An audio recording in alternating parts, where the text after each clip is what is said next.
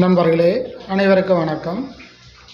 நம் பதிவை பிடித்திருந்தால் லைக் பண்ணுங்கள், ஷேர் பண்ணுங்கள், சப்ஸ்கிரைப் பண்ணுங்கள்.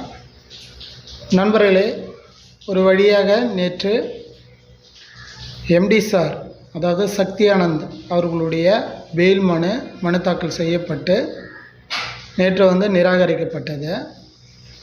நண்பர்களே, அடுத்து நமது மைவி3 உறுப்பினர்களிடையே என்ன ஒரு கொஷின் எழுதுனா, இனிமேல் மைவி3 ஆட்ஸ் செயலி இனிமேல் செயல்படுமா, அதாவது மைவி3 ஆட்ஸ் ஆப் இனிமேல் செயல்படுமா அப்படின்ற மாதிரி நம் உறுப்பினருக்குள்ளேயே பார்த்திங்கன்னா சில குழப்பங்களை ஏற்படுத்தப்பட்டு வருகிறது.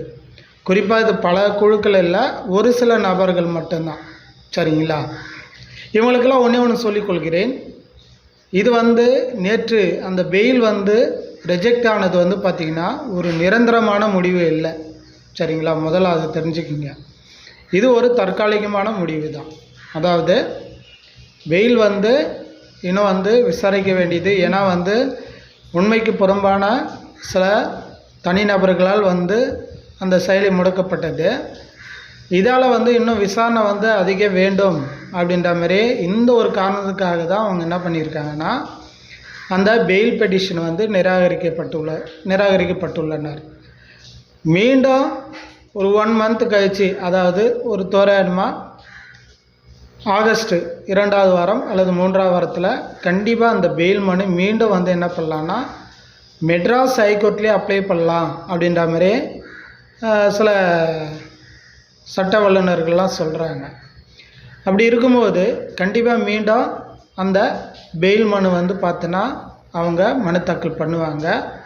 தொடர்ந்து ரிஜெக்ட் பண்ணிக்கிட்டே இருக்க மாட்டாங்க. கண்டிப்பாக அதுக்குள்ளே இருக்கிற ரீசன்ஸ்லாம் பார்ப்பாங்க.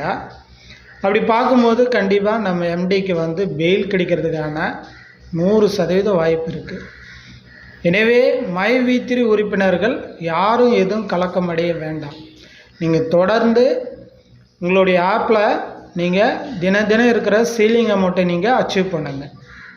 ஓகேங்களா? ஏன்னா சார் வெளியே வந்தவுடன் கண்டிப்பாக திடீரென்று என்ன பண்ணுவார், முதல் வழியாக அந்த அமௌண்ட்டு போடுற விஷயத்தில் தான் கவனம் செலுத்துவார். அப்படி இருக்கும்போது நம்ம எதுவும் அமௌண்ட்டு இல்லாமல் இருந்தால் கண்டிப்பாக கொஞ்சம் கஷ்டமாயிடும். அடாடா நம்ம நம்ம போட்டிருக்கலாமே, நம்ம விளம்பரம் பார்த்துருக்கலாமே அப்படின்ற ஒரு எண்ணெல்லாம் வரும். அதால் எக்காந்து கொண்டும் நீங்கள் இந்த விளம்பரம் பார்க்குறதெல்லாம் தயவுசெய்து நிறுத்தாதீங்க. 1. 2வது, உங்களுக்குள்ளேயே குழப்பத்தை ஏற்படுத்தாதீங்க.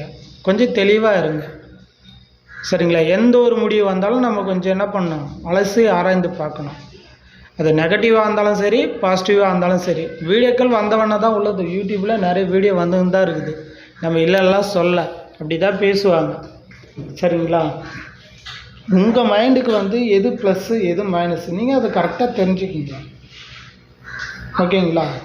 அப்படி தெரிஞ்சுக்கிட்டு நீங்கள் சரிவர உங்களுடைய தினம் சீலிங் ரெகுலர் ஒர்க்கை பார்த்துக்கிட்டு தினம் கொஞ்சம் டைம் ஒதுக்கி இந்த ஆப்பில் நீங்கள் ஏர்ன் பண்ணிவிட்டு வாங்க. கண்டிப்பாக நம்ம பணம் நம் கைக்கு வரும். அதில் எந்த வித மாற்றமும் இல்லை.